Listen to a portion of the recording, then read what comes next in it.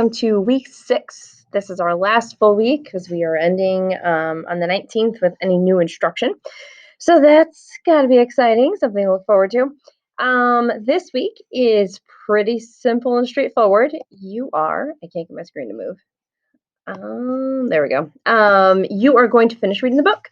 So I broke down what I think is a reasonable expectation for you to accomplish the reading, but you're welcome to do this in any setting that you would like. So if you want to sit down on Monday and you want to read 171 through 233 and be done, by all means, go right ahead. You have absolutely nothing else to do with it this week. You'll have a final assessment next Monday and Tuesday to work on, but I will roll that out to you Friday so that you can work on it over the weekend and then Monday and Tuesday as well. But I'm not going to give it to you just yet because I want you to just make sure that you finish the reading.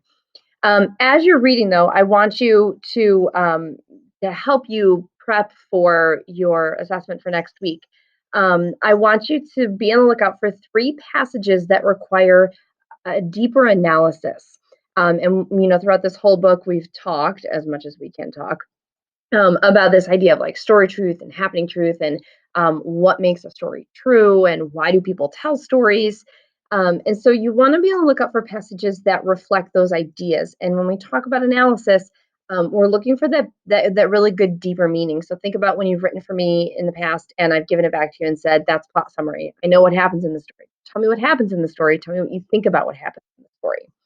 So look for passages that have strong rhetorical or literary features. So rhetorical features, remember, are the tools that writers and speakers use. Like go back to rhetorical analysis. That was so fun, wasn't it?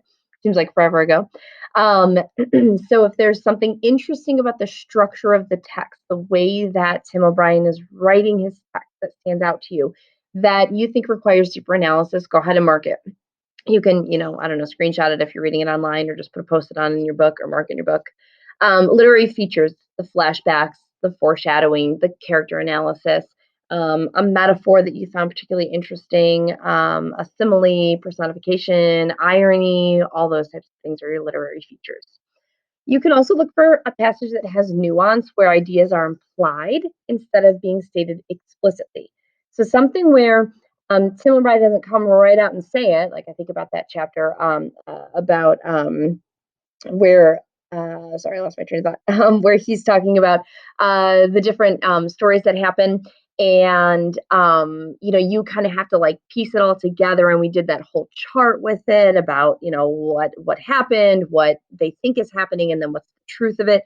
There's a lot of nuance in there. So Tim O'Brien doesn't come right out and say that, traumatic experiences cause people to behave irrationally. There's nuance in there, and so that's what we have figured out that he's telling us based on the text. Okay, so you want to look for passages that are similar to what we looked at in the past with that particular chapter. You can look at chapter title analysis. We didn't spend a whole lot of time on this, but it is something to look at. So look at the chapter titles. Why is it called Nightlife? Why is it called The Lives of the Dead? And see if you can pull a passage from the chapter that reflects that chapter title and helps to explain why it is titled that way. You can also look for thematic relationships or answers to essential questions. So some essential questions that we've broadly, talked about with this as best we can is why do we tell stories? Why do authors use fiction to write about personal experience? How does work change individuals and societies? I don't know why I have 2 question marks there. We'll get rid of one. And then what is truth? And can stories really be true, or because of our own experiences, our stories constantly changing and evolving? Okay, so as a quick recap, you are reading. That's it. And then just be on the lookout for 3 passages that require analysis. And then just have those ready to rock and roll for Friday. And then Monday and Tuesday, you'll be able to work as well on your final assessment. If you are missing any work, so anything that is in the grade book during this e-learning period that is marked with an I for incomplete and you have half credit in the grade book, you can still turn in. So please make sure that you are working getting that done. Take a look at the grade book. Everything you need is on Google Classroom.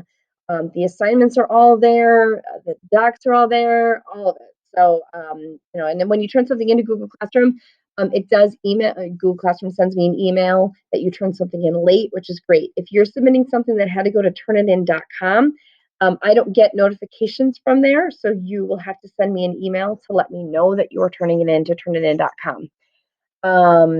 All right, I think that's all I have for you guys this week. So email me or send me a remind if you have any questions. Have a great day.